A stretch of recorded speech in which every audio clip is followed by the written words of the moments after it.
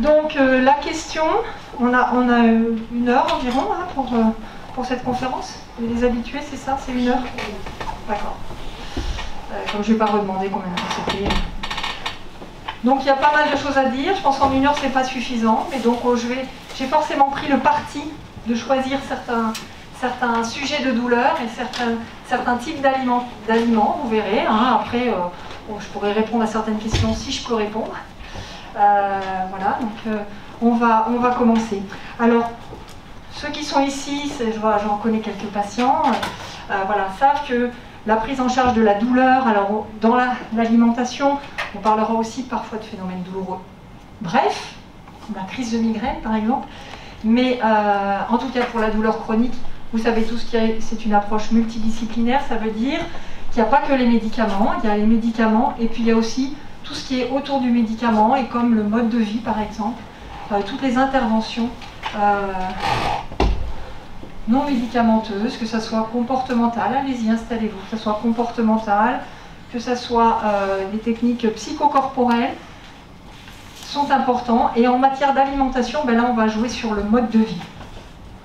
Alors d'entrée de jeu, effectivement, on peut dire que on est dans une faculté, donc je vais vous parler aussi de l'analyse de la littérature, des choses scientifiques. Hein, on ne va pas parler des régimes que chacun propose au bout de sa table. On parle des choses qui ont été aussi publiées dans des revues scientifiques.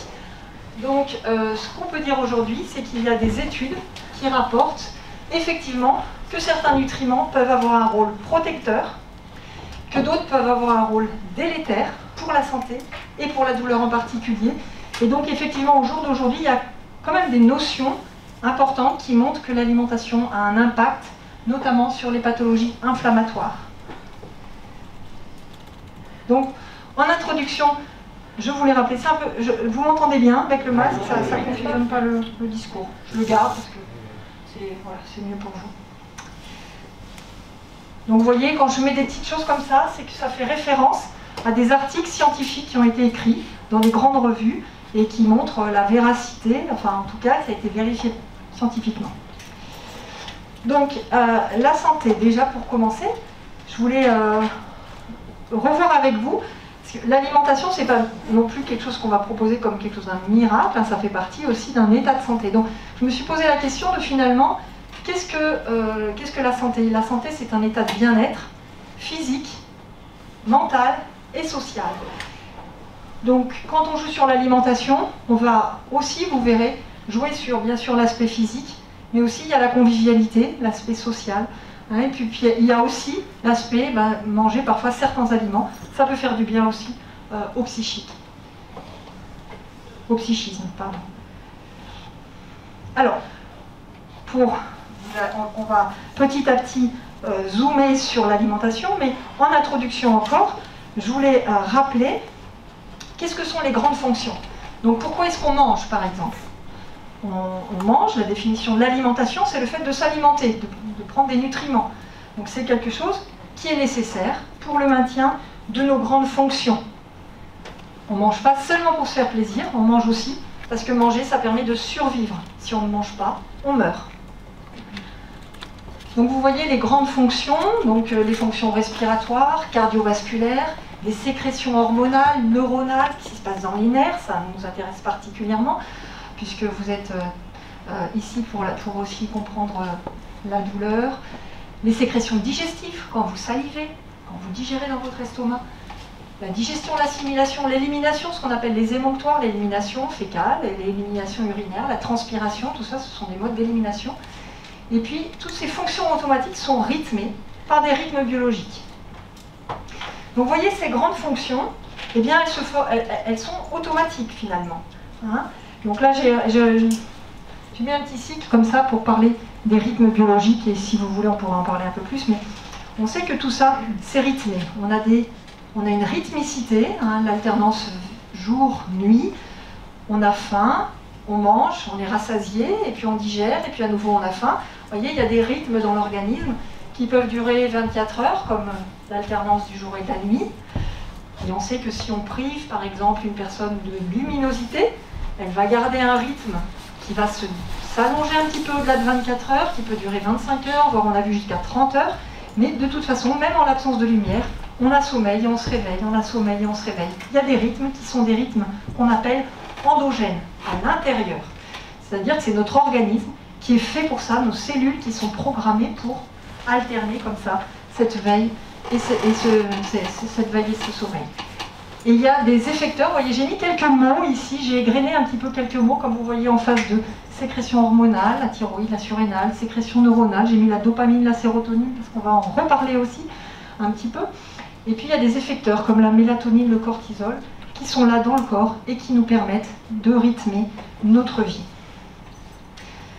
Alors ces sécrétions hormonales et neurobiologiques doivent être équilibrées pour bien fonctionner. Alors, il y a des conditions pour que les grandes fonctions fonctionnent au mieux. La condition, c'est d'écouter les signaux du corps. Si vous ne sentez pas que vous avez faim, vous n'allez pas manger, et puis vous allez dépérir, ou en tout cas être carencé en certains aliments. Si vous n'écoutez pas que vous avez soif, eh bien, vous pouvez mourir de déshydratation.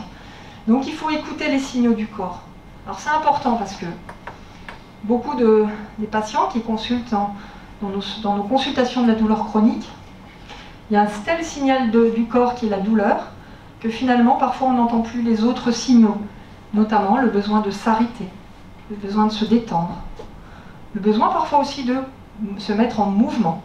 Pas trop le fait de bouger, ça peut être de l'agitation, mais plutôt le mouvement, besoin de se mettre en mouvement. Donc il faut écouter les signaux du corps. Alors idéalement, il y a des heures auxquelles on est plus, on va dire, apte à avoir une activité physique optimale. L'après-midi, par exemple, autour de 16-17 heures, c'est optimal pour l'activité cardiovasculaire et musculaire. Le matin, c'est plutôt optimal pour la concentration cérébrale. Si vous avez des choses importantes à écrire, à lire, c'est plutôt le matin, vous voyez. En fin d'après-midi, c'est plus difficile, vous voyez. Puis il y a des sécrétions. La mélatonine, qui va être le déclencheur de l'envie de dormir, va commencer à être sécrétée à 21 heures, vous voyez. Donc il y a une roue comme ça qui tourne et qui nous envoie des signaux qui nous, quand on va dire, dans une vie idéale où on pourrait écouter tous les signaux et se dire tous les jours je peux faire de l'activité physique à 16 heures, c'est super, mais quand on travaille, on ne peut pas faire d'activité physique à 16 heures. Donc on est tout le temps en train de décaler un petit peu aussi les signaux qu'on entend, les repousser. Ou, vous voyez, si c'est pas vraiment l'heure où on a faim, mais c'est l'heure de manger, donc on va manger. Voilà. Donc on n'ajuste pas toujours idéalement avec nos grandes fonctions les signaux. Et donc, pour que ça fonctionne bien, il faut écouter les signaux et donc manger, dormir, se reposer et donner aussi du plaisir au corps, parce que pour avoir des sécrétions d'endorphines, de dopamine, toutes ces molécules qui sont très importantes pour contrôler la douleur, eh bien, sont des molécules que l'on peut naturellement sécréter. Comme je vous ai dit, c'est des sécrétions spontanées. On peut naturellement les sécréter et du coup, tout ça participe à la sécrétion. Donc, comment améliorer? J'ai mis avoir un apport suffisant équilibré en phase de manger. Dormir, pour bien dormir, eh bien, en général, quand on dort mal, c'est qu'il y a quelque chose qui est agité en nous, c'est qu'il y a quelque chose qui n'est pas rassuré. Soit il y a deux raisons de ne pas bien dormir, ce serait une autre conférence, mais soit c'est d'être en insécurité ou d'être trop préoccupé par des choses qui nous débordent, qui nous activent le cerveau, qui empêchent notre cerveau de se mettre au repos et de dire stop. Et la deuxième chose, c'est quand on a nos pendules biologiques qui sont trop désaxées, notre horloge qui est trop décalée. Se reposer, donc se reposer, ça veut dire être bienveillant avec soi. Ça, je ne le note pas par hasard ici, parce que je sais qu'il y a des patients qui viennent, qui ont des douleurs chroniques. Donc la bienveillance envers soi-même, c'est-à-dire savoir dire je m'arrête un instant, je me repose. Parce qu'on est dans un mode de fonctionnement, souvent, je vois qu'il y a très féminin le public, mais voilà, il y a certains hommes aussi qui sont très hyperactifs, qui ne peuvent jamais s'arrêter. Donc avoir une activité physique pour améliorer la respiration, la circulation, et se faire plaisir avec les 5 sens. J'ai mis ici tous les sens, visuel, auditif. Kinesthésique, c'est le toucher, c'est le mouvement, c'est ce que je sens dans mon corps. Olfactif, gustatif, les 5 sens. Et ça, c'est vrai qu'on peut aussi apprendre à se reposer ou à bouger en écoutant ce qui est agréable dans mon corps. Aller se promener en écoutant la nature, visualiser des beaux paysages, sentir comme c'est bon dans le corps quand on le met en mouvement. Et ça, c'est très important pour que notre système nerveux aussi puisse continuer à bien sécréter ce qui est nécessaire. Donc vous voyez que l'alimentation, finalement, c'est une partie de ce qui permet d'améliorer aussi le bien-être, la santé. Hein, mais c'est pas que. D'accord? Donc on va se focaliser maintenant un petit peu sur l'alimentation. Alors l'alimentation, comme on l'a dit, c'est un besoin fondamental. Hein, donc quand on prend le dictionnaire, on voit que s'alimenter, c'est donner à l'organisme des aliments qui permettent de fonctionner. Bon, jusque-là, hein, d'accord, on n'a pas dit grand-chose. Mais j'ai rajouté que ça pouvait être aussi un plaisir de manger. Ça peut être de la créativité pour les cuisiniers et les cuisinières. Et puis c'est aussi un partage. Donc ça participe à la survie et aussi au bien-être physique, mental et social. Alors, il y a des aliments qui sont indispensables. On va les appeler des aliments essentiels. Essentiels, ça veut dire que le corps ne pourra pas les fabriquer. On va en revoir certains. Je vais vous montrer. Donc, les aliments indispensables, essentiels, c'est ceux qui permettent tous les jours à l'organisme d'être en survie, aux cellules de se renouveler. Ces aliments indispensables, notamment les protéines, ont permis à l'homme, dans l'évolution de l'homme, de devenir ce qu'il est aujourd'hui, Homo erectus, avec un cerveau très développé. À partir du moment où l'homme a pu dompter le feu dans l'histoire de l'humanité, il a pu cuire les protéines, la viande, le poisson, il a pu le cuire, et du coup ça a permis une meilleure assimilation par la cuisson de ces viandes, et du coup ces acides aminés, les protéines se dégradent en toutes petites molécules qu'on appelle les acides aminés. Ces acides aminés ont permis ça a permis aux acides aminés d'être mieux assimilés, et ainsi de développer notre cerveau tel que l'on l'a aujourd'hui, parfois peut-être un peu trop développé dans certaines zones. Donc ces aliments sont indispensables, on va voir lesquels, on va en parler. Et il y a des aliments qui sont non indispensables et qui aboutissent à des maladies. Il y a une épidémie mondiale, bien plus grave que le Covid, qui est l'obésité. Même si j'entends bien que le Covid c'est grave et que ça a tué du monde, mais l'obésité, l'épidémie mondiale de diabète, est phénoménale. Et aujourd'hui, on assiste à ce qu'on appelle les maladies de civilisation. Alors autant l'homme de Néandertal, il était en survie, il fallait qu'il chasse pour se nourrir. Il cueillait des baies, et l'hiver, on se demande bien comment il faisait pour continuer à se nourrir avec de la viande certainement qu'il avait fait sécher, avec des baies séchées, avec des noix, avec des racines qu'il arrivait à aller chercher. Mais aujourd'hui, on voit se déployer dans nos supermarchés, dans notre société de consommation, tout un tas d'aliments qui ne sont pas indispensables. Comme quoi, par exemple? Le sucre. Voilà. Le sucre, c'était quelque chose de très rare. À l'époque, on n'avait que la canne à sucre. C'était vraiment un mets de choix qui était donné pour les plus riches qui pouvaient éventuellement faire venir du sucre des pays chauds, des Indes, etc. Maintenant, avec la société moderne et l'industrialisation, la culture de la betterave, le sucre, c'est du sucre de betterave, il y en a partout. Donc c'est un véritable problème qui génère donc de l'obésité, du diabète, des maladies cardiovasculaires. Alors, quand on classe les aliments, on peut classer un peu grossièrement les aliments en deux catégories. Les macros, ça veut dire gros, donc les gros nutriments, ceux qui vous paraissent évidents, ça va être les protéines. Donc les protéines, c'est tout ce qui est issu viande, poisson, œufs, fromage, tout ce qui est, et les protéines végétales, comme le tofu, ou des protéines qui sont issues de certaines céréales, enfin, des familles qui sont un peu mixtes, comme le quinoa, qui contient par exemple des protéines. Donc, il y a les protéines. Donc ça, c'est les macronutriments.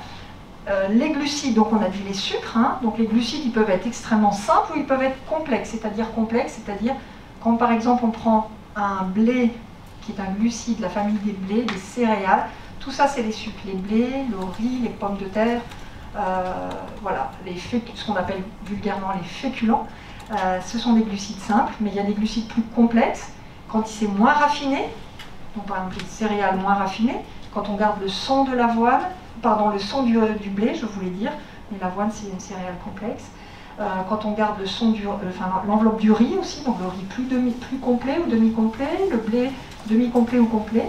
On est sur des glucides complexes, et il y a des glucides complexes comme les légumineuses, qui apportent à la fois des glucides et des protéines, qui sont très très intéressantes pour l'alimentation, et qu'utilisées avant la société moderne d'industrialisation, avant 1960, les lentilles, c'était 2 fois par semaine ou plus, d'accord. Et petit à petit, après, on a délaissé tout ça et on s'est rué sur des aliments transformés qui sont finalement pas une réussite pour la santé. Et puis il y a les graisses. Donc ça, les macronutriments, on verra plus en détail les acides gras, c'est très important. Donc ces macronutriments, ils vont fournir l'énergie. C'est comme quand j'explique en plus petit groupe aux patients, je leur dis c'est la brique, le maçon il a besoin de briques, il a besoin de ciment, ou de chaux, ou des pierres, et puis la pierre et la chaux, ça dépend comment on va construire son mur.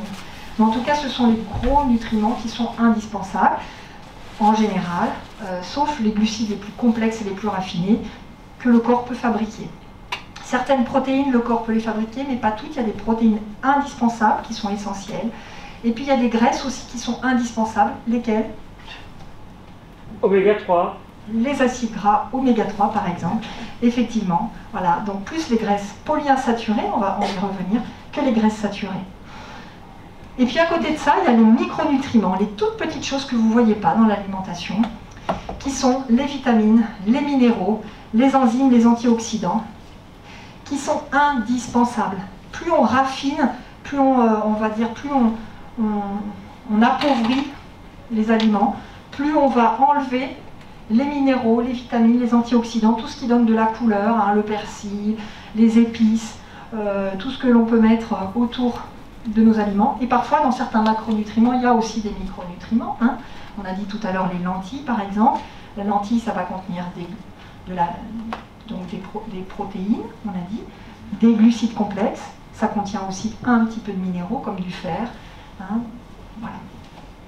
Donc c'est indispensable, ces micronutriments. Et notre alimentation moderne qui raffine tout, qui enlève tout le son, qui fait du pain blanc industriel, qui n'apporte plus que des macronutriments. Si on regarde le burger là, de certains, bon ben voilà, il y a un pain blanc, ça vous apporte du sucre simple. Il y a une viande, bon, ça apporte des protéines, heureusement. Et puis après, il y a de la graisse saturée, c'est du fromage.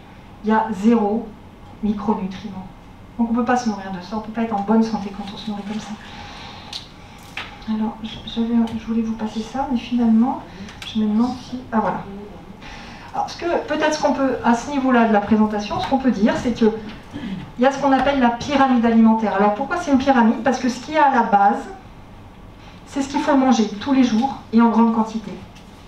Et puis ce qu'il y a au sommet, c'est les choses exceptionnelles. Donc c'est vraiment quantitatif. Donc cette pyramide, elle a été revue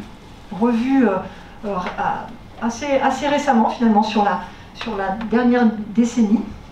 Autrefois, ce qu'on voyait en bas, ici, c'était beaucoup les céréales. Ça a changé. Si vous regardez sur vos moteurs de recherche, les pyramides alimentaires, vous verrez que certaines pyramides proposent en bas des féculents. Donc attention, ils ne sont pas à jour. Donc attention à ce qu'on trouve aussi comme information sur Internet. Donc là maintenant, ce qui est à la base, vous voyez, c'est quelque chose de très coloré. Les fruits et les légumes doivent faire partie de la base de notre alimentation à tous les repas. Et certains haricots, on parlait des lentilles, les haricots, enfin tout ce qu'on va appeler les légumineuses. J'ai pris ça à un collègue, Dr Sénac, qui avait fait une présentation. Noix, graines, donc très important. Mettre des noix, c'est riche en oméga 3. Des herbes et des épices, ça c'est vraiment important à tous les repas. Après j'ai une autre pyramide qui est un peu plus détaillée.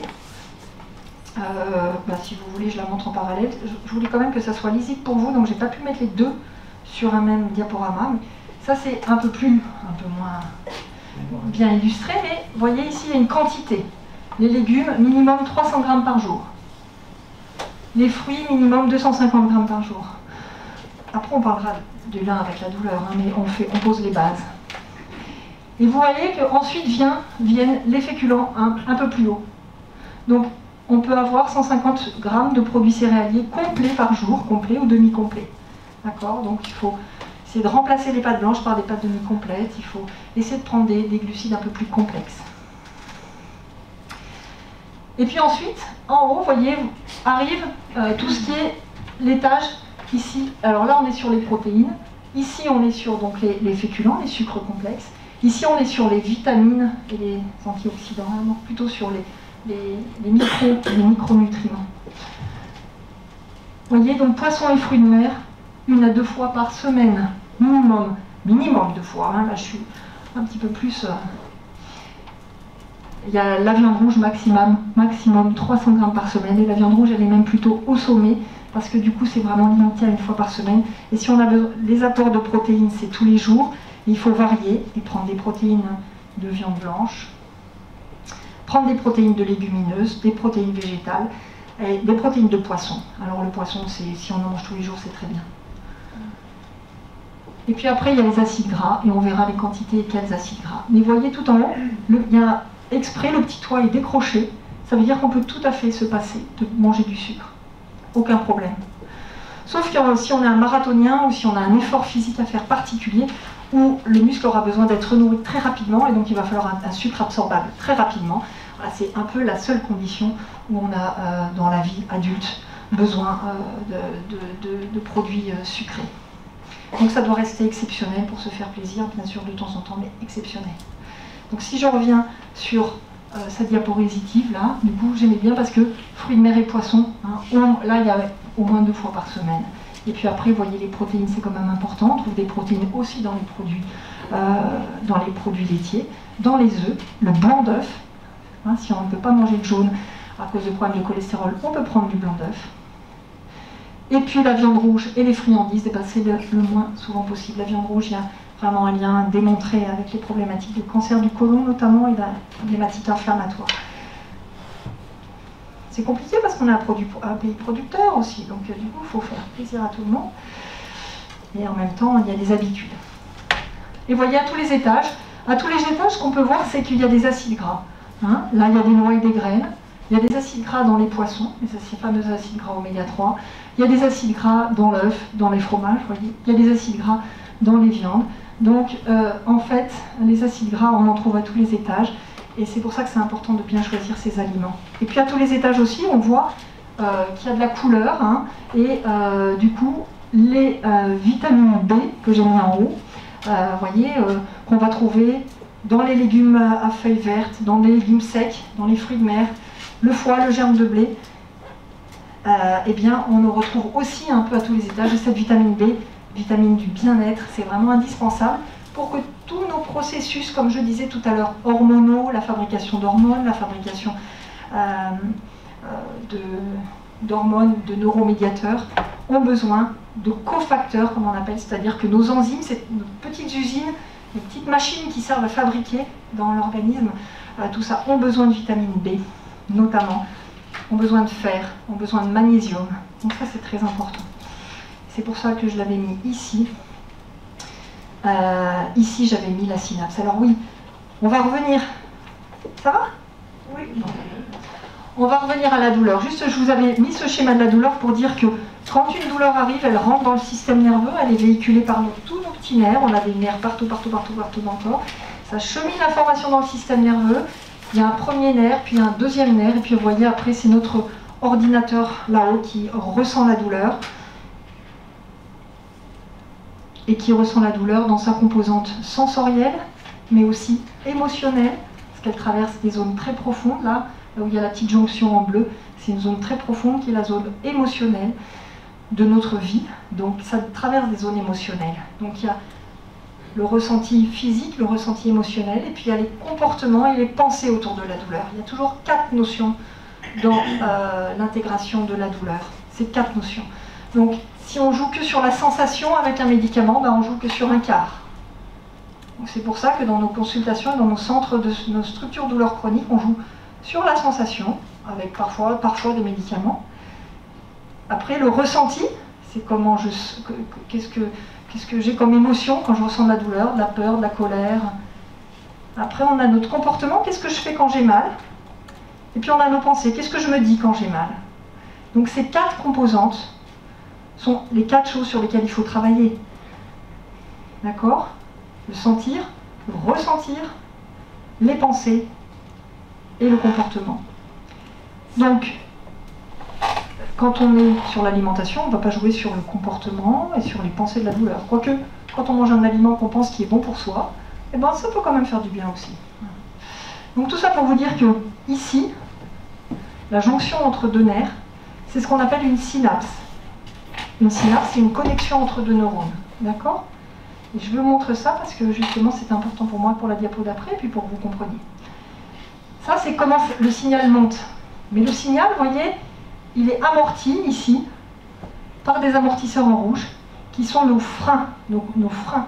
Je dis souvent, j'utilise le mot de voilà, les freins, les amortisseurs. D'accord? C'est ce qui nous permet naturellement à tous de ne pas toujours ressentir de la douleur. Et une personne qui est en bonne santé, qui n'a pas de douleur chronique, elle ne va pas ressentir en permanence son corps. En permanence, il y a ces freins qui fonctionnent. C'est comme une voiture, il y a des accélérateurs et des freins. Donc l'accélérateur et le frein.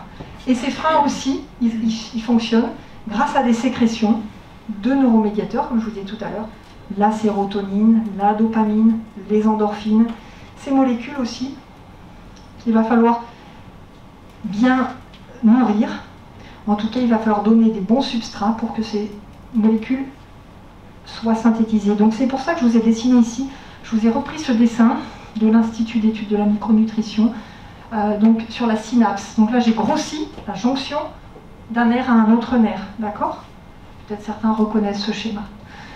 Et donc les protéines, on a dit, le macronutriment, 3 classes, protéines, sucre, glucides et complexes et simples et acides gras. En tout cas, les protéines, quand on en mange, vous voyez, du poisson par exemple, et bien ça va nous apporter des molécules qu'on appelle tyrosine ou tryptophane, qui sont des acides aminés, d'accord? Ça se dégrade en acides aminés. Et ces acides aminés, ensuite, dans le système nerveux, dans la vésicule, qu'est-ce qu'ils vont faire? Ils vont fabriquer la dopamine, la noradrénaline, ils vont faire de la sérotonine. Et la sérotonine, ensuite, va se transformer en mélatonine. Donc, si on n'a pas d'apport de protéines, si on décide de devenir totalement végétalien, c'est compliqué, parce que pour remplacer quand même la quantité de protéines dont on a besoin par jour, on a besoin d'1 gramme par kilo de poids de protéines. Donc, si on ne mange pas du tout de poisson, pas du tout d'œufs, si on élimine les produits laitiers, c'est compliqué quand même d'apporter environ 60 grammes pour une personne moyenne de 60 kg par jour. Alors c'est pas 60 grammes de viande, hein, parce que dans un steak, on va dire, dans un steak qui fait 100 grammes de viande cuite, apporte environ 30 grammes de protéines. À peu près comme ça. D'accord? Pour regarder. Sur les viandes, c'est pas toujours marqué, mais sur les yaourts, c'est marqué. Quand on achète des céréales, des protéines végétales, c'est marqué aussi. Bon, alors le devenir des protéines, voilà par exemple un devenir de protéines concret, le lien entre l'alimentation et la douleur. C'est-à-dire que quand vous mangez des protéines, vous apportez de la tyrosine et du tryptophane, et ensuite, votre nerf, il va fabriquer ce qu'il faut pour que votre système nerveux, il ait les sécrétions de ce qu'il faut pour amortir le signal. Vous comprenez? Seulement, ce qu'on a dit tout à l'heure, les protéines, c'est un macronutriment. Ce qui est important, c'est qu'il y ait des cofacteurs avec ce macronutriment, et notamment qu'il y ait suffisamment de fer, de magnésium et de vitamine B. Donc vous voyez que ces petites vitamines, si on n'en a pas, du coup ça va être compliqué pour le nerf d'arriver à transformer tyrosine et tryptophane en dopamine, en sérotonine. Ça va être compliqué. Il est compliqué de transformer la sérotonine en mélatonine. Voyez.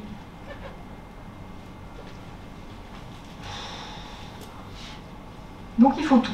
Il faut quelque chose d'équilibré. Alors le magnésium, je vous ai mis une petite fiche, le magnésium on en trouve pas que dans le chocolat, on en trouve aussi dans les crevettes, dans le riz complet, dans le pain complet, dans les fruits et les légumes frais, dans voyez, les légumes secs, les amandes, les noix, les noisettes.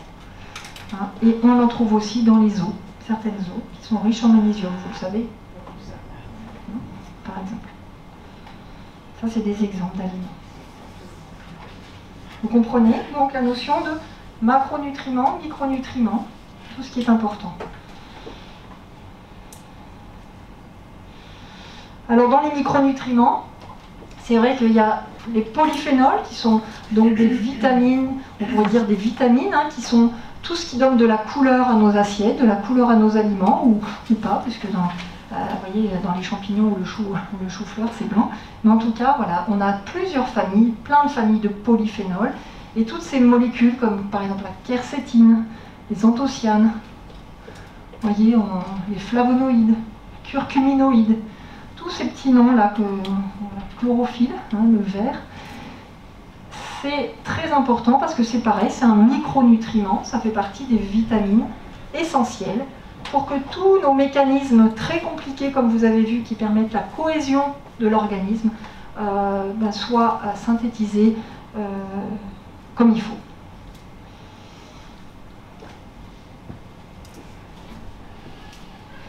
Alors, on va parler un petit peu du rapport entre l'alimentation et la maladie, comme je vous disais en introduction. Il y a des études qui rapportent qu'il y a un rôle protecteur ou délétère. Alors, comme je disais tout à l'heure à propos des maladies de civilisation, eh bien effectivement, mauvaise alimentation ou des excès, en tout cas, des excès peuvent donner, là je vous parle de maladies, après je vous montrerai les excès qui donnent certains types de douleurs. Donc les excès qui donnent des maladies, vous voyez par exemple, quand on mange gras, beaucoup de viande rouge, beaucoup de sucre, eh bien on a du surpoids, on a de l'hypertension, on peut avoir du diabète. Le diabète, ça donne des douleurs, parce que ça abîme les nerfs, ça s'appelle la neuropathie diabétique. On peut avoir des maladies cardiovasculaires, des maladies inflammatoires, donc tout ce qui est aussi maladie rhumatismale inflammatoire. Le surpoids aussi est un facteur de risque d'arthrose, et l'arthrose, ça fait mal. Et puis aussi, quand on a ces excès d'aliments, on peut avoir aussi des troubles digestifs, comme la gastrite, ça peut être irritant pour manger trop salé ou manger trop chaud. Dans les pays japonais notamment, c'est vrai qu'ils mangent parfois très très chaud, et du coup, il y a aussi beaucoup de maladies au niveau de l'estomac. La maladie de la goutte, qui est une maladie d'excès d'acide urique, donc d'excès d'apport de tout ce qui est contenu dans les viandes et les charcuteries. Donc ça, c'est les excès. Il y a aussi des maladies par carence.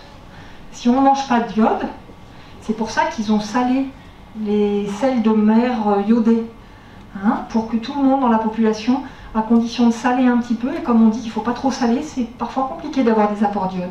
Si on ne mange pas du tout de produits de la mer, on peut être carencé en iode. Et être carencé en iode, notre organe, la thyroïde, les hormones thyroïdiennes sont un grand régulateur de toutes nos fonctions. Et donc si on n'a plus si une thyroïde qui est paresseuse parce qu'elle n'a pas d'apport d'iode, elle ne pourra pas fabriquer comme il faut les hormones thyroïdiennes, et donc on peut avoir des maladies thyroïdiennes. Si on n'a pas assez d'oméga 3, on peut avoir des maladies cardiovasculaires, on peut avoir aussi des problèmes de peau tout simplement.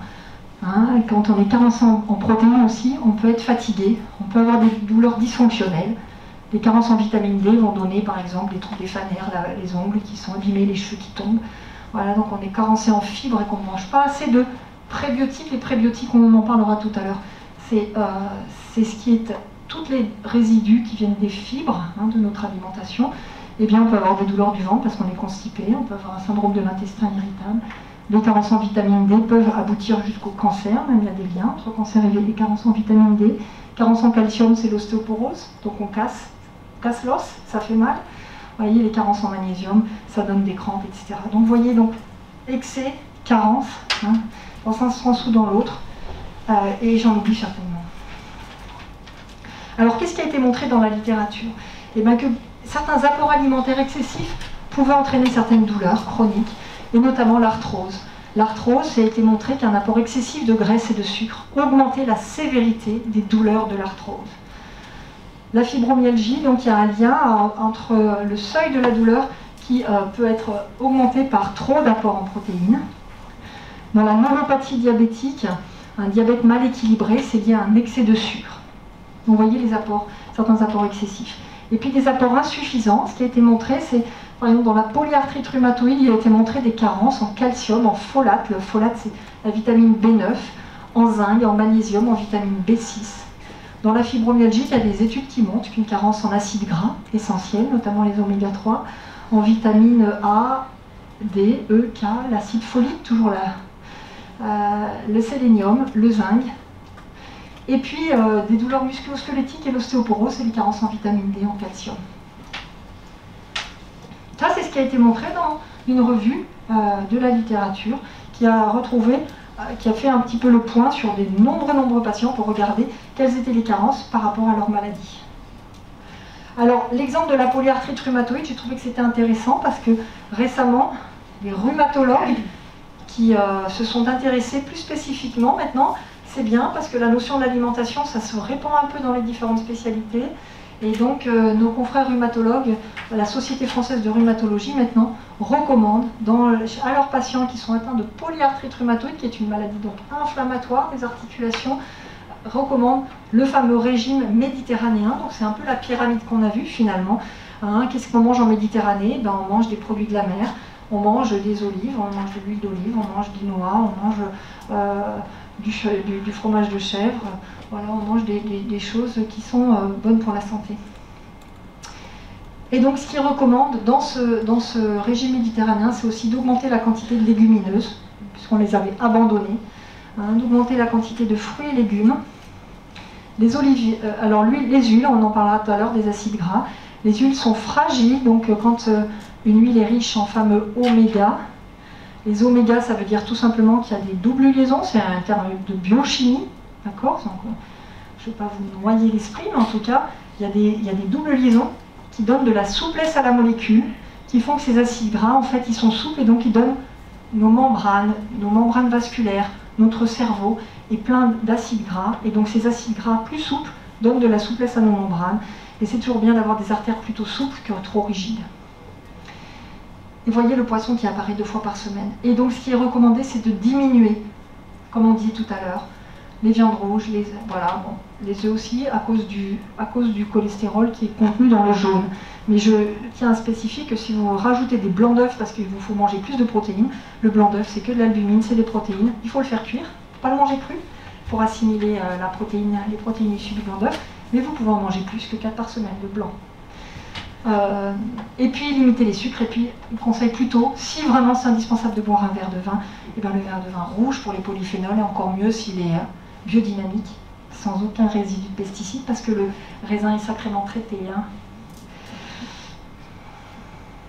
Donc vous voyez, c'est intéressant. Donc ça c'est ce qui concerne la nutrition. Je ne parle pas encore des apports qu'on pourrait rajouter à la nutrition, c'est déjà sur le plan nutritionnel. Alors, les acides gras, j'ai dit qu'on en parlerait un peu plus parce que ça me paraît important de faire la différence entre les acides gras saturés, qui ne sont pas essentiels, et les acides gras insaturés. Donc les saturés, ils n'ont pas de double liaison, ils n'ont pas entre 2 carbones, pour ceux qui se souviennent de la biochimie, ou peut-être qu'il y a des biochimistes parmi nous.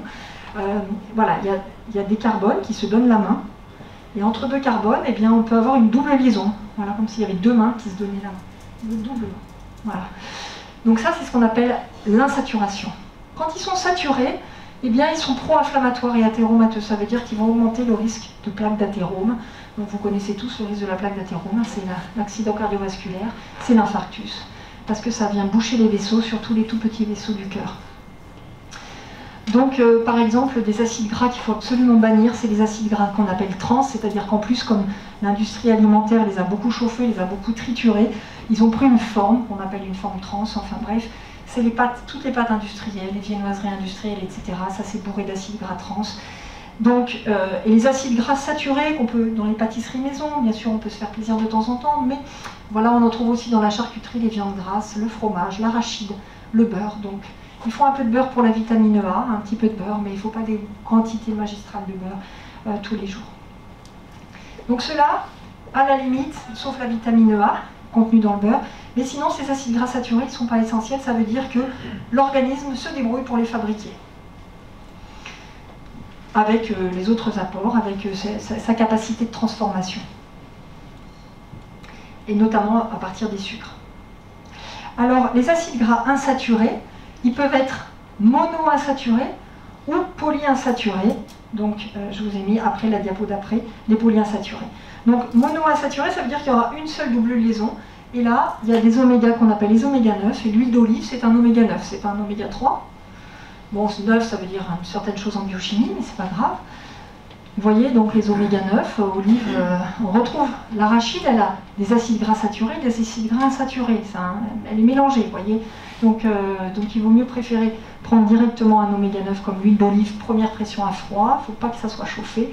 Si on chauffe, la double liaison entre les deux carbones, elle est fragile, instable et elle se casse. Donc il ne faut pas trop chauffer. L'huile d'olive encore, elle n'a qu'une double liaison, on peut la chauffer. Mais les huiles riches en oméga 3, comme l'huile de noix par exemple, il ne faut absolument pas la chauffer. Les oméga 7, alors ces oméga 7, c'est vrai qu'il y en a un peu dans les anchois parce que l'argousier chez nous, on n'en trouve pas trop, mais certains mangent des noix de macadamia. Et il y a un petit peu d'oméga 7 qui est très intéressant pour réduire l'inflammation et la résistance à l'insuline. Mais avant de manger des kilos de macadamia, vous voyez, donc c'est quand même compliqué. Hein, donc les oméga 9, hein, ils réduisent l'inflammation, ils préviennent de nombreuses pathologies, et notamment des pathologies intéressantes pour les pathologies cardiovasculaires. Et l'acide oléique qui vient de l'huile d'olive diminue la douleur et les démangeaisons. Et il y a une étude qui montre qu'il y a une action sur des récepteurs qui sont intéressants pour nous, parce que c'est des récepteurs, la soupe qui s'appelle comme ça, TRPV1, sont des récepteurs sur lesquels aussi on peut agir avec notre piment, la capsaïcine, donc qui sont impliqués dans la douleur neurologique.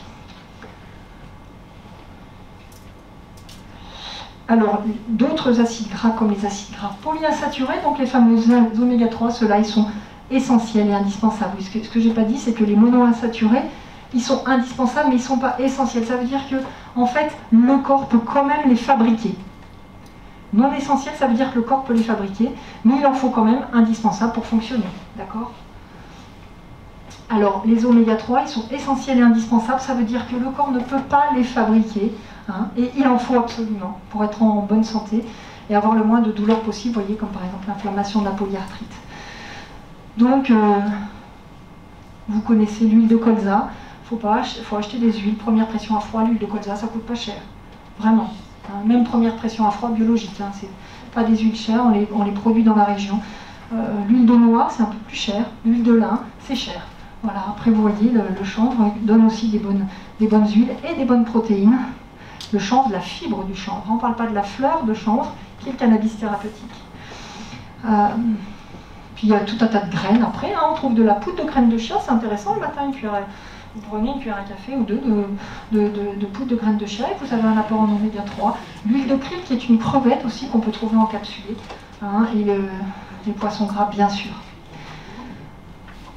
Les polyinsaturés oméga 6, hein, ils sont essentiels, c'est-à-dire que le corps ne peut pas les fabriquer, mais on en mange beaucoup. Donc il faut faire attention, on n'en a pas besoin de trop, hein, notamment l'huile de tournesol, pépins de raisin, maïs. Après, qui peuvent être intéressantes notamment chez la femme, c'est l'huile de bourrache et d'onagre. Et puis il y en a aussi les graines de chanvre. Souvent, des graines apportent plusieurs types d'acides gras, hein, donc on les caractérise un peu de façon schématique, mais souvent ils apportent quand même plusieurs choses.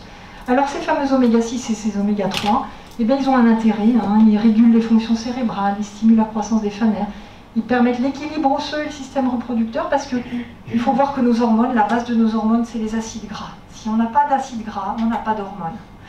Hein, et les jeunes filles, malheureusement, qui font une maladie qui s'appelle l'anorexie, elles ont même un arrêt complètement de leur cycle, un arrêt de leur production d'hormones, hein, parce qu'il n'y a plus du tout d'apport d'acides gras, et c'est une véritable catastrophe sur le plan physiologique. Hein.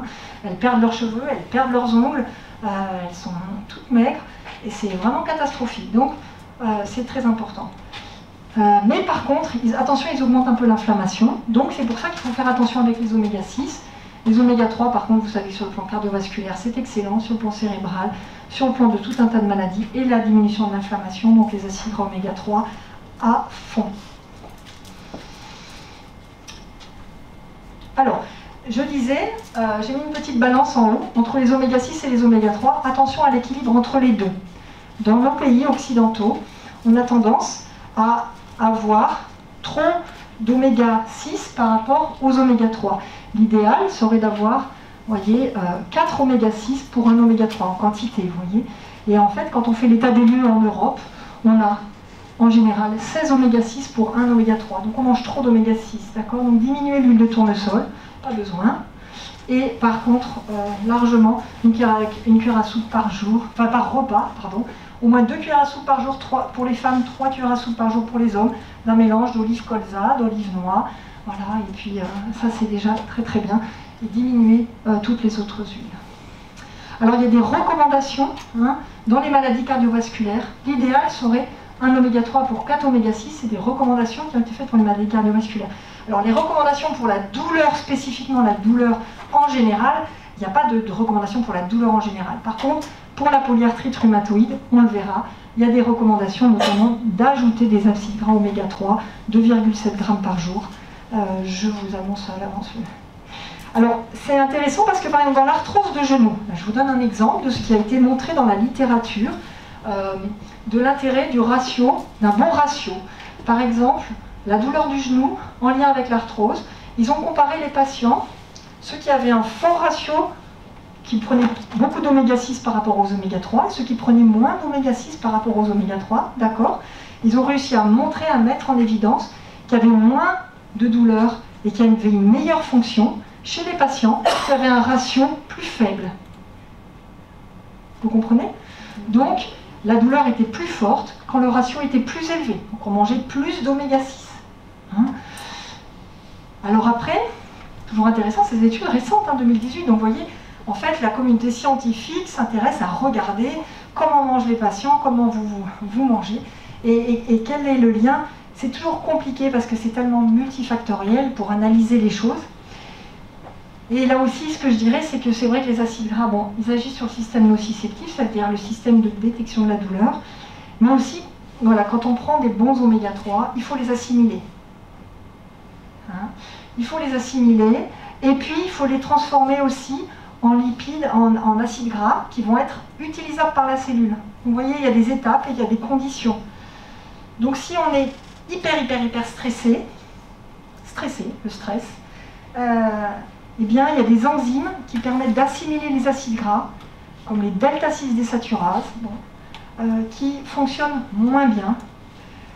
Et donc, finalement, on ne va pas forcément bien assimiler ces acides gras, donc c'est compliqué. Et c'est compliqué parfois. Donc, parfois, c'est vrai que donner une supplémentation en huile d'onagre, en bourrache, ou donner une supplémentation en acides gras DHA, par exemple, ça permet parfois de chanter un peu ces principes d'absorption et de donner directement l'acide gras presque prêt à être utilisé, si vous voulez. Mais il faut avoir un intestin qui les absorbe quand même. Alors je reviens à la polyarthrite rhumatoïde pour rajouter qu'en fait, les autorités, notamment la SFR, la Société française de rhumatologie, recommandent de donner en supplémentation du régime et en supplémentation du traitement, on n'arrête pas son traitement, mais on peut donner 2,7 g par jour d'oméga 3, c'est une supplémentation. Donc c'est pas pareil que l'alimentation, on est bien d'accord. Il y a manger du poisson 2-3 fois par semaine, si on veut tous les jours, il n'y a pas de souci. Ajouter à l'alimentation des capsules riches en oméga 3. Voyez, donc ça vient en plus. Alors, par rapport à ça, ce que je vous ai mis ici, attention, je vous ai dit, il y a une double liaison dans les acides gras polyinsaturés. Cette double liaison, si on chauffe l'acide gras, elle va se casser. Mais aussi cette double liaison, si on la laisse, vous avez peut-être tous eu des huiles de noix qui ont ranci. Donc en fait, la double liaison s'oxyde, il y a une oxydation, donc le carbone, il va, plutôt que de continuer à donner la main à son voisin carbone, il va aller chercher un oxygène, donc c'est l'oxydation. Donc attention à l'oxydation des acides gras, et c'est souvent pour ça que quand vous achetez, si vous voulez acheter des oméga 3 en capsule, eh bien, il y aura de la vitamine E associée, qui est un antioxydant qui évitera l'oxydation de... D'accord ? De même que quand vous achetez des bouteilles d'huile, si vous voulez acheter de l'huile de lin ou de l'huile de cameline, achetez des petites bouteilles bien noires, gardez-les au frigo. Vous pouvez même, pour éviter l'oxydation, rajouter de l'eau. Et puis après, l'huile et l'eau, c'est de mauvais amis. Hein. Donc ensuite, quand on renverse, du coup, on arrive à récupérer l'huile. Il n'y a pas de souci pour éviter l'oxydation, sauf si vous la consommez rapidement, mais si, voilà. Et ce qui est intéressant aussi, et c'est les petits bémols que je mettrai par rapport à rajouter des oméga 3, attention à la qualité des oméga 3, il faut qu'il y ait des antioxydants dans la capsule. Et puis, là aussi, c'est intéressant, très intéressant. Il y a une étude récente, des études récentes qui montrent que la qualité de notre microbiote, et notamment il a été montré qu'une bestiole qui s'appelle Lactobacillus plantarum, qui fait partie de nos milliards de bactéries qu'on a dans l'intestin, vous savez que vous hébergez tous beaucoup d'habitants dans votre intestin, et que ce probiotique participe, cette souche microbienne qu'on a naturellement dans l'intestin, participe aussi à la transformation, à l'assimilation de l'acide gras. Donc donc voilà, si vous avez des troubles intestinaux, c'est compliqué de se dire est-ce qu'on va bien assimiler ou pas. Ben, vous testez, hein. En général, quand on assimile bien les acides gras, on est super content parce qu'on a la peau qui devient douce en 10 jours, hein. Bien hydratée, beaucoup moins sèche, hein. On le voit très vite. Donc ça, c'est des petits signes cliniques qui peuvent vous dire que vous absorbez bien les acides gras. Alors la qualité du microbiote, alors ça me permet d'enchaîner sur la bonne santé de nos intestins. Alors effectivement, les acides gras, quand on les mange sur notre paroi abdominale, intestinale, pas la paroi abdominale, je ne parle pas de la peau, je parle bien de l'intestin, la paroi intestinale, quand on prend des acides gras, eh bien ces acides gras vont participer à la bonne santé de notre intestin. Et notre intestin, c'est très précieux, il faut en prendre soin, parce que c'est lui qui permet d'assimiler tout ce que vous allez manger. Et donc des intestins stressés, des intestins qui sont fatigués, des intestins qui ont été agressés, c'est vrai, par beaucoup d'anti-inflammatoires, par de la cortisone, par beaucoup d'antibiotiques, ce sont des intestins qui vont être fragiles et qu'il va falloir restaurer. Et les acides gras peuvent aider à entretenir la bonne santé de nos intestins. Vous voyez, ils améliorent la fonction barrière, ils améliorent l'effet antioxydant, anti-inflammatoire, antimicrobien. Donc il y a une étude récente qui est sortie qui montre que les acides gras sont très importants aussi pour la bonne santé de nos intestins. Alors, justement, je voulais parler des douleurs et de l'intestin parce que c'est important. Il y a beaucoup de patients douloureux qui souffrent de l'intestin, même s'ils ne sont pas répertoriés dans une maladie, qui ne vont pas voir un gastro-entérologue. En fait, la plainte, souvent en consultation de la douleur, c'est quand même l'intestin. Ce fameux syndrome de l'intestin ou du côlon irritable. C'est une pathologie qui était liée à un trouble de l'axe entre le cerveau et l'intestin. Vous savez que notre système nerveux, comme je vous l'ai montré, il y a des faisceaux qui descendent et qui permettent d'amortir le signal de la douleur. Et il y a vraiment un nerf qui s'appelle le nerf vague et qui est connecté directement du cerveau à l'intestin, hein, et qui permet de réguler notamment les émotions et l'intestin. Hein, tout le monde a peut-être déjà vécu comme ça, d'avoir des crampes douloureuses avant un examen, ou, hein, quand vous étiez plus jeune, ça pouvait peut-être arriver, d'avoir envie d'aller faire pipi 3 fois, et puis aussi d'avoir peut-être un transit un peu rapide avant un examen. Voilà. Donc c'est directement vraiment par le nerf vague branché sur notre intestin. Donc c'est ce qu'on appelle l'axe intestin-cerveau. Et dans de nombreuses pathologies douloureuses chroniques, notamment dans la fibromyalgie, on observe aussi beaucoup de troubles digestifs et de douleurs. Donc il y a des chevauchements entre les symptômes digestifs, la douleur et aussi l'alimentation. Alors je pense que parmi vous, il y a beaucoup de gens qui attendent cette question du gluten, hein, puisque c'est la mode. Donc le gluten peut-il induire des douleurs? Donc pour reprendre nos macronutriments, dans nos macronutriments, il y a les sucres, d'accord? Dans les sucres, il y a le blé, et dans les blés, il y a le gluten, d'accord? Donc le gluten est issu du blé. Donc j'ai mis beaucoup de choses, on va résumer. Donc le gluten, c'est une protéine qui est contenue dans le blé. Donc vous voyez que le blé n'apporte pas que du sucre, il apporte aussi des protéines.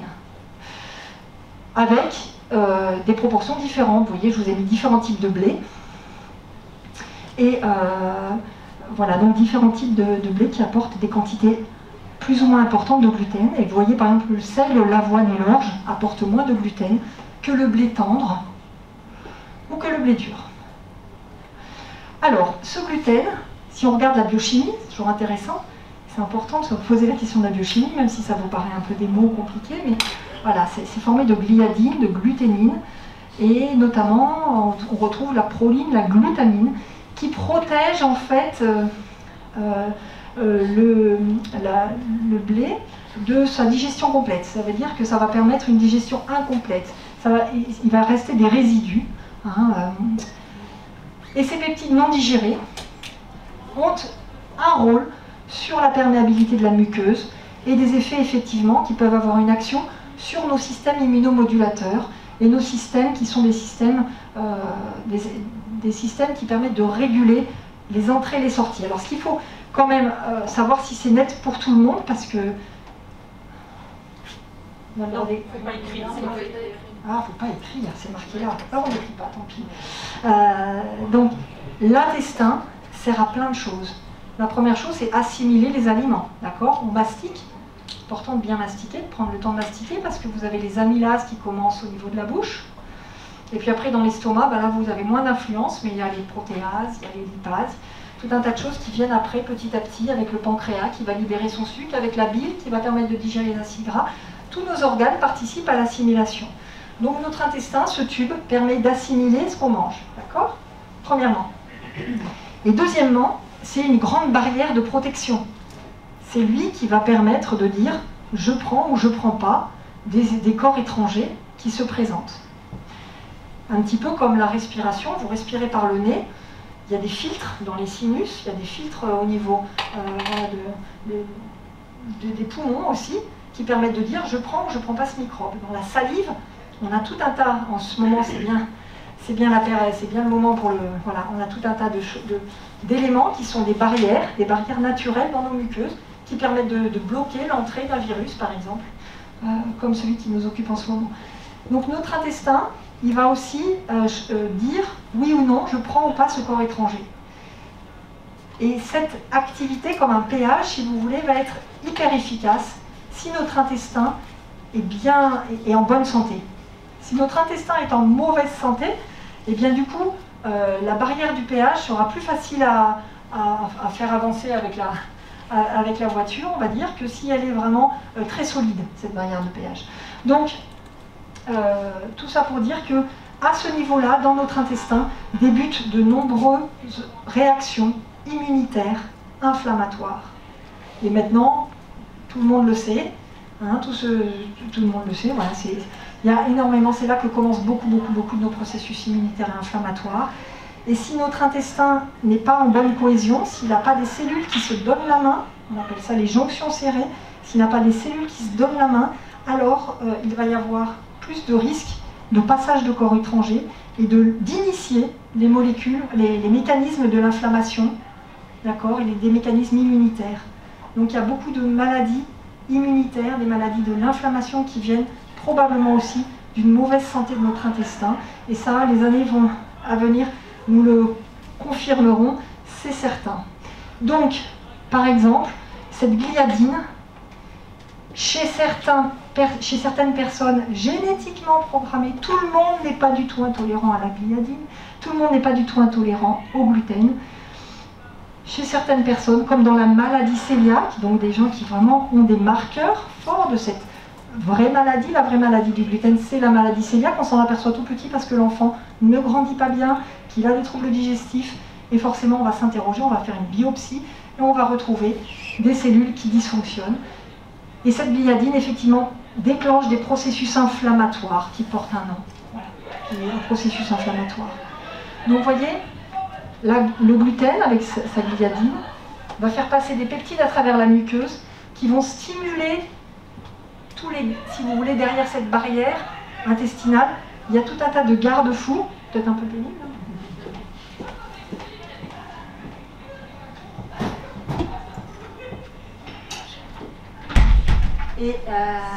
Et donc, ces garde-fous, où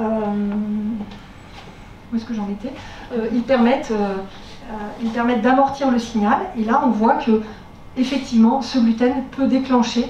Ces macrophages sont effectivement les cellules qui sont là pour sauter sur le corps étranger, pour l'engloutir, pour le faire disparaître. Mais aussi, s'il y en a trop, et bien du coup, ça va créer une réaction immunitaire. Ça va déclencher tout un tas de sécrétions, tout un tas de molécules qui portent. Il y en a plein. Il n'y a pas que TH1, THJC. Il y en a plein. Ce qu'on appelle des cytokines inflammatoires. Bon. Alors, donc, effectivement, il y a la maladie qui est la maladie cœliaque. Bon. Alors, dans le syndrome de l'intestin irritable, qu'est-ce qu'on observe? Et bien, on observe qu'effectivement, ces fameuses jonctions serrées là, de l'intestin, elles sont moins importantes chez les personnes qui consomment beaucoup de gluten, et notamment chez des personnes qui consomment du gluten et en plus qui ont un facteur génétique qu'on appelle HLA. Vous savez, hein, on est tous génétiquement programmés pour ou pas faire la maladie. Hein. Donc c'est pas parce qu'il y a une mode de manger sans gluten que tout le monde est bien de manger sans gluten. C'est faux. Hein. C'est les personnes qui auront une vulnérabilité, notamment génétique, et on peut identifier. Alors on ne fait pas des analyses génétiques à tout le monde. Et c'est peut-être heureux finalement, parce que les assurances, je pense que... Ouais, ça pourrait être compliqué. Donc, il y a une altération de la perméabilité dans le syndrome de l'intestin irritable. Et il y a aussi l'activation des récepteurs, toll-like récepteurs, ça s'appelle, bon, ça porte des noms. Et donc, il y a une activation de la réponse immunitaire innée, la production de cytokines. Voyez?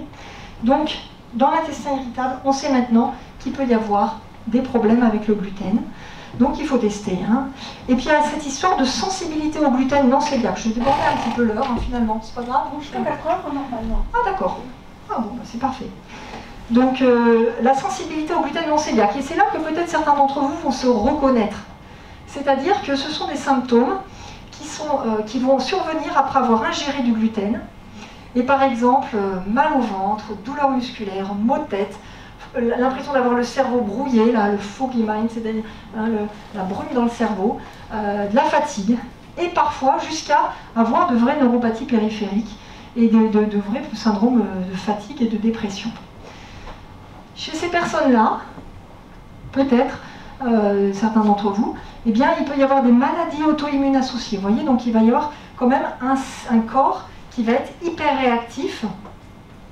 Et on peut trouver chez ces personnes qui ont une sensibilité au gluten non cœliaque, des maladies de Hashimoto, du psoriasis, des rhumatismes inflammatoires chroniques, de la dermatite herpétiforme. Donc c'est quelque chose voilà, qui existe hein, et qui est relativement certainement fréquente. On va voir dans les études. Alors, le syndrome du côlon. Donc là, j'ai parlé de la sensibilité au gluten le gluten. Voilà. La sensibilité au gluten non cœliaque. Alors, le syndrome du côlon irritable, oui, j'en ai un petit peu parlé tout à l'heure pour dire qu'effectivement, les études qui montraient que le gluten pouvait être aussi agressif et qu'il y avait des jonctions serrées qui étaient parfois moins bien cohérentes, enfin en cohésion, on va dire, au niveau de la muqueuse intestinale. Donc, voilà, ces hypothèses, hein, hypersensibilité viscérale, altération de la perméabilité de la muqueuse, des facteurs génétiques, des facteurs psychologiques aussi, parce que l'excès de stress, voilà, il faut l'encaisser, hein, tout ce stress aussi, hein, donc c'est pas toujours facile. Et donc, voilà, il y a un chevauchement parfois des symptômes, hein, c'est vrai, avec la sensibilité au gluten non cœliaque. Savoir si c'est un côlon irritable ou si ça va être une sensibilité au gluten, bah, la seule chose, ce serait d'arrêter le gluten et de voir ce qui se passe. Si en arrêtant le gluten, vous avez toujours mal au ventre, c'est que ce n'est pas la cause du gluten. Et souvent, ce côlon irritable s'associe à fibromyalgie, syndrome de fatigue chronique, dépression. Hein. Alors ça peut être des déclencheurs alimentaires, quand on a mal au ventre mais qu'on n'est pas dans une maladie cœliaque, quand on n'est pas dans une intolérance au gluten non cœliaque, eh bien on peut être dans un syndrome du côlon irritable, et à ce moment-là, il peut y avoir parfois des déclencheurs alimentaires, mais j'ai envie de dire que l'alimentation, bon, on voit que le gluten peut aggraver, hein, on est d'accord, mais quelquefois le gluten n'aggrave pas et on est quand même dans des douleurs intestinales. Et ça, on est plutôt dans de la douleur neuropathique, c'est-à-dire que les fibres nerveuses qui innervent le côlon, vous voyez, elles n'ont plus non plus ces amortisseurs de la douleur, un peu comme on manque d'amortisseurs aussi quand on souffre du syndrome douloureux fibromyalgie, voyez. Et donc il y a cette hypersensibilité en fait viscérale, et l'aliment, le pauvre, il n'y est pas pour grand-chose, parce que finalement, quand on fait le tour, il y a des aliments qui peuvent être plus irritants que d'autres, mais, et je vous proposerai d'ailleurs certains régimes, mais les aliments parfois n'y sont pour rien. Si c'est le stress qui a déclenché tout ça, vous voyez, c'est pas forcément l'aliment. Alors, dans ce fameux syndrome du côlon irritable, c'est-à-dire les gens qui ont un intestin sensible, douloureux, avec des ballonnements, des gaz, il faut savoir que effectivement, il y a des essais thérapeutiques qui montrent que certaines fois, la diète en gluten, ça fait du bien. Hein. Et là, c'est une étude qui a montré qu'il y avait plus de symptômes dans le groupe de patients qui prenaient plus de gluten. Hein. Alors, c'est une étude qui est positive, c'est-à-dire que chez ces patients qui ont un syndrome du côlon irritable, effectivement, le gluten peut aggraver la douleur, ça peut se voir, mais ce n'est pas chez tous les patients. Et il faut aussi arriver à avoir une étude, à avoir un œil critique sur les études.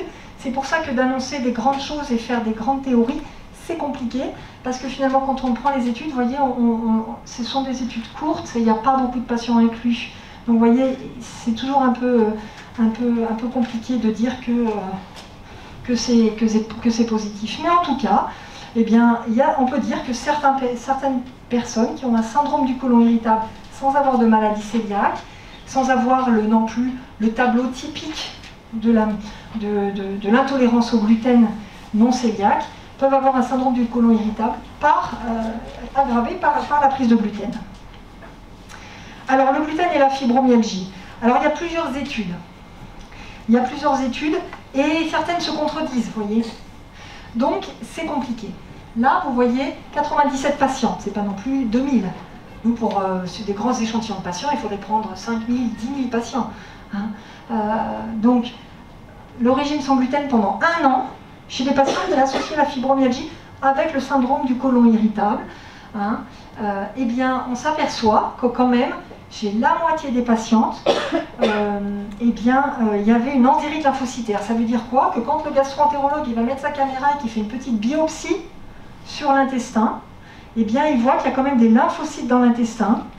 Hein, il peut y avoir une entérite lymphocytaire, ça veut dire qu'un intestin inflammatoire avec des lymphocytes chez certains patients, et qu'il y avait une amélioration du coup du régime sans gluten chez les patientes, chez celles et ceux qui avaient notamment une entérite lymphocytaire.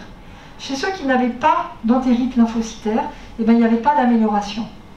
Donc peut-être que d'arrêter le gluten et de voir ce que ça donne, de façon un peu empirique, parce que finalement tout le monde n'a pas eu cette biopsie, et bien du coup ça permet de dire peut-être effectivement on va calmer l'inflammation et peut-être qu'il y a une entérite lymphocytaire chez ceux qui vont répondre au régime sans gluten. Alors ça c'est une étude qu'on appelle pilote, ça veut dire c'est un petit effectif de patients, et derrière il y a eu d'autres études. Alors les études ouvertes, ça veut dire qu'elles sont faites, on observe ce qui se passe dans la population, mais on ne va pas contrôler avec un groupe contrôle. Donc là, c'est 246 patients qui avaient un régime sans gluten. Sur 246 patients, 90 ont répondu. Vous voyez, 246, 90, c'est pas énorme non plus. Hein. 9 fois 36, voilà, c'est moins que un tiers, moins d'un tiers. Et parmi ces 90, 20 patients avaient cette fameuse lymphocytose, donc c'est pas non plus, vous voyez, sur 246 on arrive à 20, donc c'est pas non plus très fréquent, d'accord. Et ce qui est difficile de dire aussi dans cette étude, c'est qu'il y avait des personnes qui prenaient des supplémentations en vitamines, en fer, en oligo-éléments, certains qui faisaient un régime sans lactose, vous voyez, pour unifier et dire tout le monde mange pareil et puis on analyse ce qui se passe, c'est compliqué. Ce qu'il faut dire, c'est que chez ces 90 patients qui ont répondu, eh bien, il y en a 15 qui ont une rémission complète de la fibromyalgie. C'est quand même intéressant. Et les autres, il y avait une diminution des symptômes de la fibromyalgie, diminution des symptômes gastro-intestinaux, de la fatigue, la migraine, la dépression. 15 qui ont repris le travail et 3 qui ont arrêté les opioïdes. C'est quand même intéressant. Est-ce que c'est directement lié au régime ou c'est le fait aussi de participer à une étude aussi? Enfin, vous voyez, il y a toutes ces questions qu'on peut se poser. Mais en tout cas, ça, moi j'ai trouvé intéressant voilà, quand même de vous présenter ces études parce que finalement, on peut faire un régime sans gluten pendant 3 mois pour voir. Et puis là, il y a une étude randomisée qui a regardé un régime sans gluten et comparé les patients fibromyalgiques. Donc sur 24 semaines, les 75, c'est pas beaucoup, hein, c'est des petits effectifs, mais ils ont comparé régime sans gluten avec régime hypocalorique, donc diminution des graisses, diminution des sucres. Hein, et donc là, ils n'ont pas vu de différence entre mes 75 divisé par 2, ça fait pas beaucoup non plus, de patients, ça fait une trentaine de patients. Et vous voyez, l'étude d'avant, il y avait 246 patients, donc pour arriver à en avoir 20 qui s'améliorent, il en fallait 246 au départ. D'accord? Vous voyez, donc là, sur 75 patients, ça fait pas beaucoup, et là, ils n'ont pas mis de différence entre les deux groupes sur tous les critères. Bon, moi je pense que c'est quand même intéressant d'essayer, si on a vraiment une gêne au niveau digestif, si on est vraiment très douloureux au niveau digestif, de faire un régime sans gluten. Mais attention, un régime sans gluten ne veut pas dire qu'on achète du pain sans gluten et qu'on achète des pâtes sans gluten, c'est non. C'est on mange différemment. On mange des fruits et des légumes, on mange du quinoa, on mange du riz, voilà. On mange autre chose que du blé, mais on ne va pas remplacer nos habitudes avec des pains sans gluten. Parce que les régimes sans gluten, les gens qui vont remplacer le pain par des brioches sans gluten, qui vont remplacer les pâtes par des pâtes sans gluten, en fait tout ça c'est fait avec du maïs. Ça fait monter le diabète. Donc, attention, tous ces aliments qu'on vous vend, en fait, il faut que vous soyez informés, que vous réfléchissiez, qu'est-ce que je mets dans mon assiette? D'accord? Ben, je mets des fruits et des légumes, je mets du poisson, je mets des protéines, je mets de la viande blanche, hein, je mets des graines, et puis je mange un peu de riz. Voilà, si j'ai besoin d'un carburant, d'un féculent. D'accord? Mais je ne mange pas du pain sans gluten. Parce que ça, c'est vraiment une source, et il y a quand même des études qui montrent que ça augmente le cholestérol, ça fait prendre du poids, ça augmente la glycémie, etc. Donc, bon, voilà, même s'il y a une étude qui montre que il y a moins de risques coronaires, mais bon, on va quand même dire que ça... Et puis c'est carencé, c'est du maïs, enfin bon, on n'est pas des... On a besoin de variété, quoi, hein, pour faire attention. Donc, microbiote et douleurs chroniques. Donc, il y a un lien très important, comme vous le voyez, entre l'alimentation et le microbiote. Donc, pour redire, le microbiote, ça veut dire quoi? Nos habitants de notre intestin, on a des milliards de bactéries, plus de bactéries dans l'intestin que de nombre de cellules dans le corps. Donc, nous hébergeons des très gentils habitants, parce que s'ils sont en bonne santé, nous aussi, on sera en bonne santé. C'est ce qu'on appelle le microbiote. Et là, chaque jour, il y a 1000 publications qui sortent sur le microbiote, donc on n'arrive pas à tenir à jour notre lecture de la littérature. Donc il y a des collègues qui le font pour nous, c'est assez super, parce que, en tout cas, ce qui est important, c'est que notre alimentation va nourrir nos bestioles. Et que nos bestioles, elles ont besoin d'être bien alimentées, parce que quand elles sont bien alimentées, elles participent à la fameuse barrière. Elles participent à nourrir les fameuses cellules qui se donnent la main, nos cellules entérocytaires. Vous voyez, bon, parce que ce tube digestif, si on regarde avec une coupe les cellules, eh ben, les cellules de l'intestin, elles ont besoin d'être nourries, et elles se nourrissent avec des résidus que vont leur donner les bactéries qui vivent dans notre intestin. Donc nos bactéries, en permanence, sans que vous le sachiez, font un travail fou d'assimilation et de nourriture pour notre muqueuse intestinale, qui doit être en bonne santé, comme on l'a dit, qui doit bien se serrer les coudes. Et ce microbiote donc, participe bien sûr à cette barrière, mais aussi a un rôle très important dans la réponse immunitaire et les processus inflammatoires. Alors on sait, ce qu'on appelle la dysbiose, c'est le déséquilibre de notre microbiote. En fin de compte, on sait maintenant, il y a beaucoup d'études qui montrent qu'il y a certaines familles qui sont bonnes pour la santé, d'autres familles qui vont plutôt donner l'obésité, d'autres familles qui vont donner des maladies inflammatoires. Vous voyez, on commence à cerner un petit peu les profils de souches microbiennes qui vont être intéressantes pour la santé. Dans la maladie cœliaque et de nombreuses maladies, notamment inflammatoires, on retrouve un appauvrissement de notre microbiote. C'est-à-dire que si on analyse ce qui se passe, on voit qu'il y en a moins, et il y en a de moins bonne qualité. Et dans la maladie cœliaque, ce déséquilibre est plutôt amélioré lorsque on va faire justement un régime sans gluten. Et on sait aussi que chez le volontaire sain, de manger trop de gluten peut affecter aussi notre microbiote. Quoi qu'il en soit aussi, c'est un peu la conclusion, c'est il ne faut pas manger trop d'une seule chose, hein, il faut diversifier l'alimentation. Alors microbiote et douleurs chroniques, eh bien, par exemple, dans la fibromyalgie, il a été montré qu'il y avait une augmentation possible de la perméabilité intestinale, de même que dans le syndrome douloureux régional complexe, ce qu'on appelle l'algodystrophie, il a été montré qu'il y avait une augmentation de la... Donc ça veut dire que notre perméabilité intestinale, nos cellules intestinales sont disjointes, hein, et que cette perméabilité intestinale augmentée, ça a été montré par 2 études, là, qui ont montré une diminution de certaines bactéries qui étaient intéressantes. Et les bactéries, elles vont fabriquer, avec ce que vous leur apportez en fibres notamment, elles vont fabriquer les molécules qu'il faut pour nourrir notre intestin, pour nous défendre des agresseurs, et aussi elles vont fabriquer ce qu'on appelle du butyrate et du propionate, qui sont des acides gras à courte chaîne, qui sont indispensables, notamment pour nous protéger de la douleur. Donc ce qui veut dire que si on ne mange pas assez de fibres, si on n'a pas assez d'apport d'aliments riches, complexes, de glucides complexes, par exemple, comme les légumineuses, on le disait tout à l'heure, et bien du coup, on ne va pas bien nourrir notre flore, et notre flore, pour dire vulgairement, notre microbiote, et du coup, notre microbiote ne va pas nous synthétiser ce qu'il faut non plus, de façon, en nous rendant la monnaie de la pièce, j'ai envie de dire, pour diminuer notamment cette hypersensibilité de l'intestin, et notamment aussi avec une action sur les centres de la douleur. C'est ce que veut dire cette diapositive, si on résume.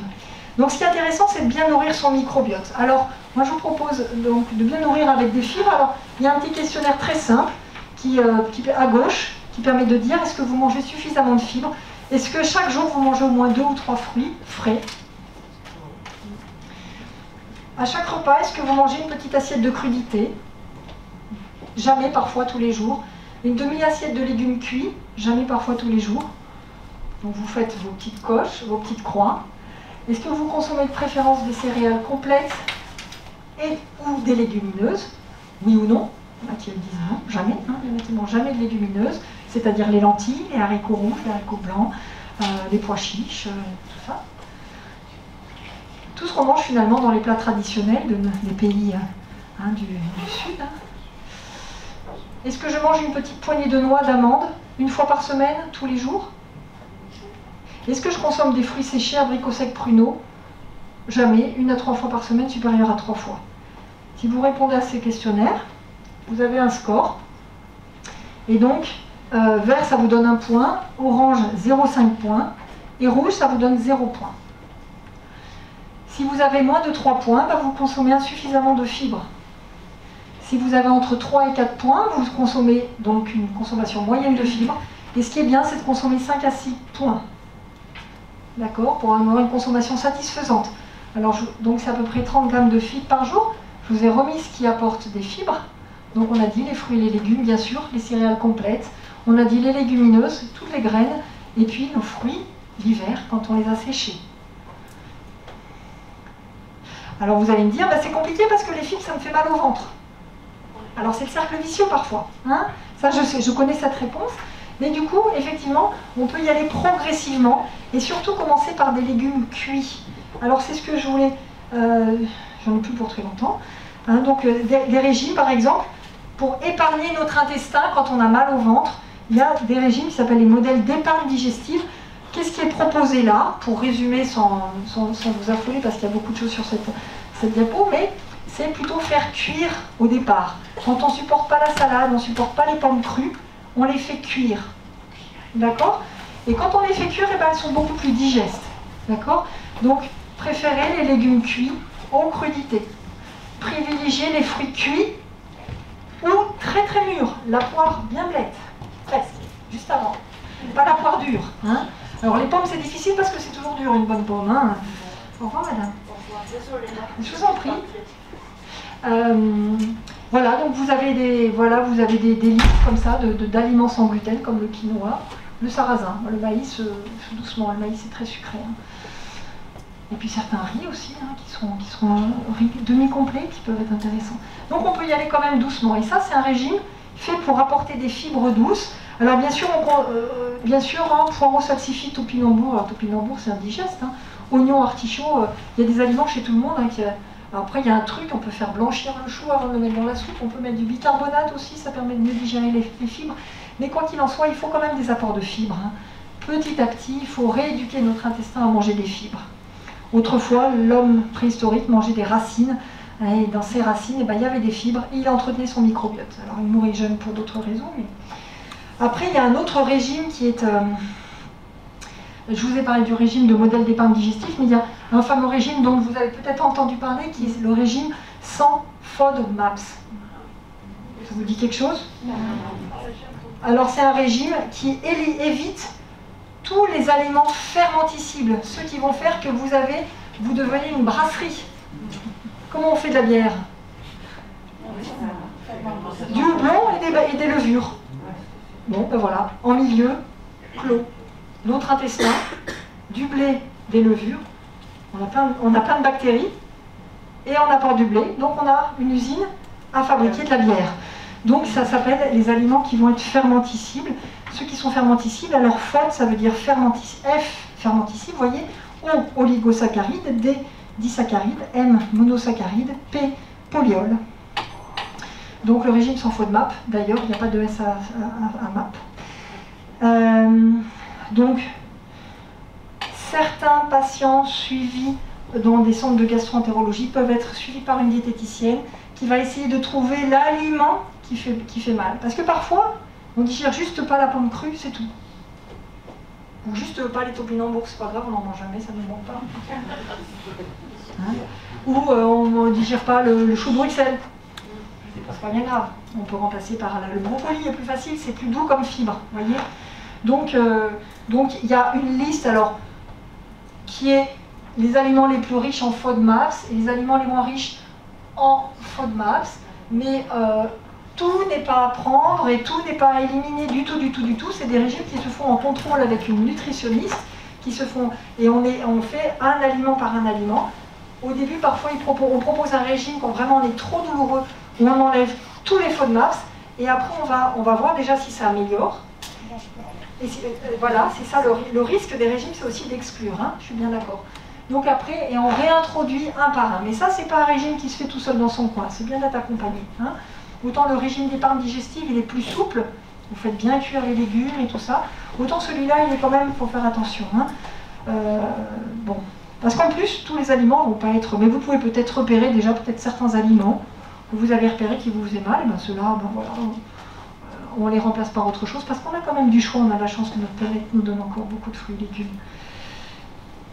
Donc voilà, après, effectivement, pour la bonne santé de notre intestin, on peut aussi parfois, après des cures d'antibiotiques, après des cures d'anti-inflammatoires ou de cortisone, donner des souches de bactéries qui viennent, et c'est ce qu'on appelle les médicaments, les probiotiques. C'est comme donner des acides gras, parce qu'on ne va pas manger assez de poisson. Hein, donc on peut aussi... C'est compliqué de savoir quel type de probiotiques donner, mais il y a des probiotiques qui sont plus pour les douleurs, d'autres plus pour la constipation, donc voilà. Donc attention au régime trop restrictif. Voilà. C'est déjà pas mal. On s'arrête ou partir? Ça va? Parce que j'avais encore un exemple de la migraine et du surpoids.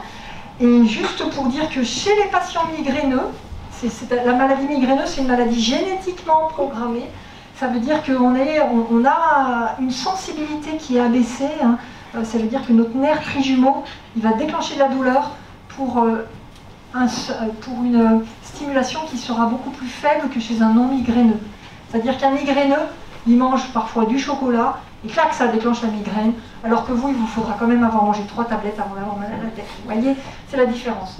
Un migraineux, un verre de vin, c'est fini, la mal à la tête. Vous, peut-être, vous pouvez vous offrir à Noël la chance d'avoir une coupe de champagne, un verre de vin, donc 2 verres. Voyez. Bon, donc, par contre, ce qui a été montré, donc la migraine, c'est une maladie, effectivement, où l'alimentation, les patients migraineux, les pauvres, ils vont chercher tous les aliments, ils lisent tous les aliments qui vont déclencher la crise. Parce qu'il y a des aliments, effectivement, qui sont plus pourvoyeurs de crise de migraine, mais à condition d'être génétiquement migraineux. On ne déclenche pas une maladie migraineuse juste en mélangeant certains aliments. Par contre, ce qui était intéressant, je trouvais, dans cette présentation qui avait été faite à notre congrès de la douleur l'année dernière, national, c'est qu'il y avait un lien qui avait été montré entre la migraine et le surpoids, et surtout le fait d'être migraineux et en surpoids. Alors là, on avait plus de risques d'avoir de fréquentes crises de migraine et d'éventuellement progresser vers ce qu'on appelle la migraine chronique, c'est-à-dire au lieu d'avoir des épisodes migraineux, on a mal à la tête tous les jours. Donc ça, c'était intéressant quand même, parce que du coup, ça vaut le coup, si on est migraineux et qu'on est en surpoids, de se faire aider pour perdre du poids. Et donc ça, c'est ce que veut dire cette diapo. Après, on ne sait pas forcément dire si c'est la migraine qui a favorisé l'obésité. Alors parfois, les médicaments font prendre du poids. Ça, c'est vrai, hein, nos médicaments...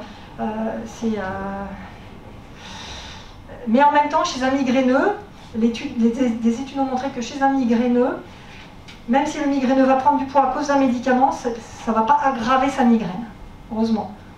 Parce que les médicaments de la migraine, certains comme le Laroxyl, font prendre du poids. Ne parlons pas de la dépakine, qu'on n'ose même pas prescrire en France, et aux États-Unis, c'est très prescrit. Parce qu'en France, nous, on fait plus attention à notre poids. Et on a bien raison. Donc les hypothèses sur la migraine et le surpoids, eh bien en fait la graisse fabrique, c'est une usine à gaz de l'inflammation.